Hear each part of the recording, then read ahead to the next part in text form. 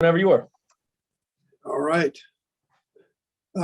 So we're glad to get this thing rolling again here. We're in phase one, so we're going to do this a little bit different this year, and not in comparison to what we've done the last couple of years. It'll be basically the same, where we're going to do our meetings virtual. So in phase one, you're able to meet with the players, and then they can work out. No coaches supervising any football activities. So we're gonna meet with them virtually. There's a number of guys that are here lifting, but these are all voluntary camps. So all three phases, but they will be able to work out on their own and do that part. We've had some gatherings with some of the skill players offensively. Pat organized some guys that are down in Texas with them, and they're throwing all the new receivers. A couple new receivers that we have are down there with them, and along with all the rest of the skill players. So new running backs, et cetera, et cetera. So it's moving in a positive direction. Look forward to getting these meetings started as we go forward. We cover all the things that we done with our scheme evaluation in the offseason. The coaches spent a lot of time and effort putting together and going back through each play that we ran and evaluating them so that we can give the players a good teaching tool, and then adding new things to the package. So offensively and defensively and special teams. So all three phases will get the players will get a good evaluation of the things that went on and any changes that we might have made. Anyways, that's what we're doing now. We're in the mornings. We've been doing the football part, in the afternoons we've been doing the evaluations for the draft and with the players that Brett and his staff have given us to look at. With that, time's yours. We'll go first to Adam Teicher. Go ahead, Adam. Hey, Andy, how you doing today? Doing good, Adam. Good. Hey, in general terms, if nothing else, what's your offense going to look like without Tyreek now? Are we going to see something that you'd say might be significantly different? And Brad, I'll have a second question as well. Yeah, I don't think it'll be significantly different. It'll be similar to what we did when in the games that Tyreek couldn't play in. We just there are certain things that he did very well that we'll have people try to fill in those spots, but without forcing anything. What we do on this is we try to play to the player's strengths the best we can. So we'll see with some of the new guys what they can do, and then we'll work around that. Okay. And also, you talked about the two new receivers at the owners' meetings, and you basically said, "Hey, we like their size. We felt like needed their size." Why is that so important? Why did you guys need to get bigger at those positions? I don't know if necessarily we had to get bigger. These guys are bigger, so you're going to utilize some of the things that you can do with a little bit bigger guy. That we're fortunate that they have speed, athletic ability, and size. So you try to take those redeeming qualities and exploit them the best you can, and that's what we'll do. It ends up being a little different flair, though, than what we maybe have had in the past. Let's go next to Herbie Teope. Go ahead, Herbie. Hey, Coach, I want to echo Adam. Good to see you as always. Hope you're well, man. Thank you. Yeah, all good. Yeah, I have two questions here for you as well. Kind of following up to what Adam asked you about the offense without Tyreek Hill. Mecole Hardman obviously has an opportunity to do some more things here. Well, what's your vision for him coming into this season? And I'll have a follow-up. Yeah, well, the one nice thing is we know what Mecole can do, and we have a lot of confidence in what he can do. He was coming off a good year, and he's going to continue to grow here over the next couple of years even. So we but McCole has the speed, like a Tyreek had, different player, but like Tyreek had. But he gives you a nice skill set there with the speed and quickness and ability to run when the ball is in his hands. He's a very aggressive runner when he has the ball in his hands. So you find ways to do that in a variety of different ways. And an in-house question here, Coach. Lucas Niang, obviously the knee injury last year. Where is he in his recovery process, and what's your hope, or you anticipate him being able to be back on the field? Yeah, so Lucas has done a nice job rehabbing, and Rick has stayed on top of that part, and we'll just see. I don't want to put a date on it, Herbie, but we'll just see where it goes once we get back into these next two phases after phase one, and we'll see where his progress as he goes forward there. Let's go next to Pete Sweeney. Go ahead, Pete. Hey, Coach. Echoing everyone, good to see you. Yeah, Brad, likewise. Brad, I'll have a second one if you don't mind. With Patrick, every time we talked about what he's working on in the offseason, it seems to always be the pocket presence, seems to really have a knack for throwing on the run. That's a work in progress. How much are you trying to focus year by year on transitioning to him in a pocket first passer, and how's that coming along? Yeah, so I mean, it's hard to tell you something like that, Pete, because he's been so successful doing it the way that it's worked out, and we've kind of built some things in there for him along with that to his strengths. And you end up having an offense that was one of the top offenses in the league. You start looking at third down, you're the top third down team. You start looking at reds, all the critical situations, and he's done really well in those areas. So you don't want to change too much. He's always going to work on his timing and with the routes and the receivers, and he's doing that now. And all the fundamentals that go with it. That's one thing you appreciate about him. He's always trying to get better at those things. So, but moving around in the pocket and doing that, he's been very successful at that, and it puts a lot of pressure on defenses. And then just a quick question about Marquez. In Green Bay, he was looked at as kind of just a deep threat guy. He came here and said, he feels he's more than that. What do you see maybe untapped in Marquez? Could there be in this offense? Yeah, so he's a big kid. He's very smart. I think it's great that he's getting a jump start with Pat here, going down and on his own time there and working with him. And so just so they get to know each other. But I think Marquez can do a lot of different things. He's got good stop-start ability. He's a big target. He can run your slant games. He can take your deep throws. He can run those intermediate routes. He's got a good feel in space. So he gives us a little flexibility in there.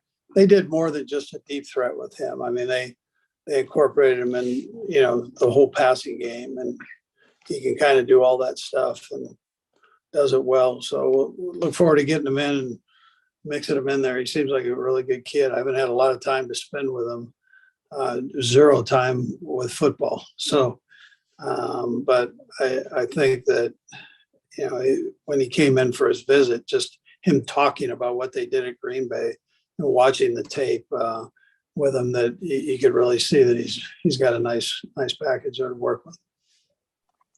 Let's go next to Aaron Ladd. Go ahead, Aaron. Hey, Coach, appreciate the time here. I'm going to copycat everybody else and jump two questions on you. The first one, football related. How many times have you rewatched or rehashed the second half of the AFC title game? Yeah, so we've gone back through it. I've gone back through it on my own, but it's been in all our cut-ups. So we've had a chance to look at all that. Yeah. And then the second one, there was a report coming out of the NFL owners meeting that you kind of had emotional words with some of the guys in there. I know you're private. I know this was closed door and all that good stuff. But kind of in the aftermath of Brian Flores and everything that's going on there, could you share your overall message in that meeting, and then maybe kind of generally how the league can kind of fix that problem? Yeah, so listen, I was proud that the owners were willing to listen to and interject their thoughts on the whole situation. So and the coaches, they stood up and did the same thing, and a couple of general managers stood up and talked. And I just think it's a great topic, first of all, to be discussing. And I took that as a real positive, that it was being discussed, and the league's willing to move forward on some things. And I think actions are important. So there's some good that came out of that meeting moving forward here. And that's right now, that's all you can ask for right now. So let's it's not all about money. It's more about actions and money. You've always heard that in this business. Easy to give someone more money, and it's a different thing to really get down and show and do. And so that's what I'm seeing. And the owners had great coaching points for us as coaches, and we had what we thought were decent and good coaching points for the owners, and they were willing to listen, which is great. I think it was good for everybody in the room. Let's go next to Matt McMullen. Go ahead, Matt. Hey, Coach, you've mentioned how Patrick and some of the guys got together down in Texas. What does it say about your guys that they want to do that kind of thing on their own time? And how beneficial can that be that when they get here for OTAs, they've worked together a little bit? Yeah, so, they're lifting and they're conditioning and they're and then they're running routes and doing that. So and the defensive guys, they're doing their thing too. So I just think that that's where I have the trust in the guys to be able to do this with the virtual. I don't need them right here. We've played a lot of games in the last 4 to 5 years, maybe more than anybody in the National Football League. So having them with a little time away to do their bonding with themselves, especially with the influx of new players, I think is important. And then when they get here, they'll be revved up, and we'll be in this building for quite a time. So these 2 weeks here, though, that they can really be with themselves working, I think is and getting to know each other, I think is important. And it does say a lot about Patrick. Let's go next. Your question. Let's go next to Seren Petro. Go, Seren. And Brad, I'll have a follow-up as well. Coach, Patrick has talked about how he was aware that the trade was coming with Tyreek Hill. How do you go about, there's a business side to it, right? There was a lot of issues, or a lot of, not issues, but a lot of things that go into making a decision like that. What's the conversation like when you go to Patrick and tell him, hey, we're going to be moving one of your top targets? Yeah, so Seren, I kept it, myself and Brett kept it wide open with Patrick as part of playing that position. There's a pretty good chance there's change going to take place throughout your career, and so that's all part of it.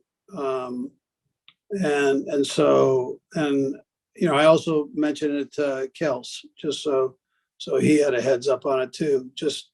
Those guys are very close, and the three of them, and have had a lot of production for us. So, but it's important that they see that part of it. That's part of this game, and change does take place. So, and I think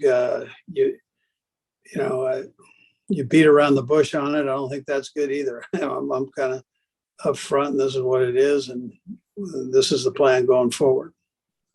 And then I know Brett Beach handles the cap and all that, but it's something you obviously have to be aware of as well. And it's a reality, right? With having to put that all together. Is it safe to say that you guys have kind of transitioned, that you've gone from being the rookie quarterback contract with Patrick Mahomes, which gives you a lot more flexibility, to maybe now having to play more of a long game, as opposed to, each year being a year that you can grab every piece that maybe you want, and now it's more of a big picture view?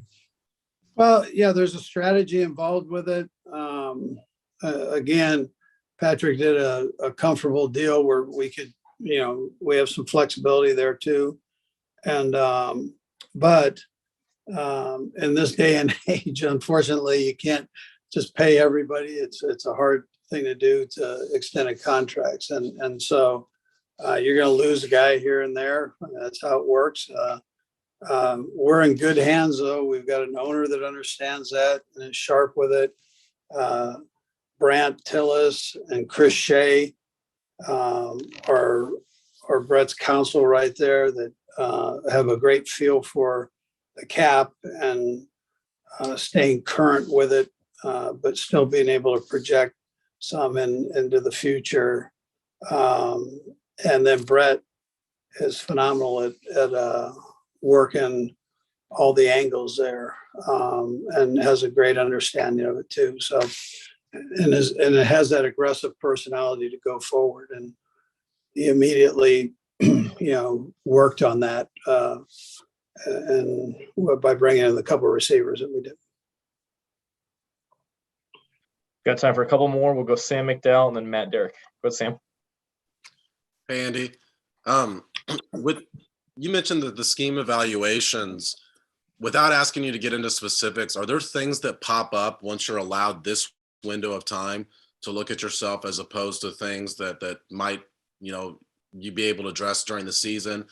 And then how much of the evaluations that you had already done changed than the stuff you give to players, information you give to players after you make a big change to your roster, like trading Tyreek? Yeah, Sam. So as time goes on, you see a little bit more of what you're going to have to work with and where guys are at. And that'll continue on because there'll be some more changes. We're going to have additions with the draft, and then at different spots. And then you're going to have whatever free agents we sign as we go forward. So you got to stay a little bit flexible. If you just keep in mind, though, that you're going to go in and try to utilize the guy's strengths, and that's where you can see certain things that maybe you didn't see before. You go, you know what, this kid's pretty good at this. Maybe we need to look at increasing this role right here. We do a pretty good job of staying on top of the problems during the season, and then obviously during the bye week, you're able to go back through and rehash what you've done there with a little more condensed time. But you're able to put everything together. You're also able to spend some time looking at new ideas, how they might fit into the offensive, defense, and special teams, and then how those fit in with the players that you're trying to utilize. So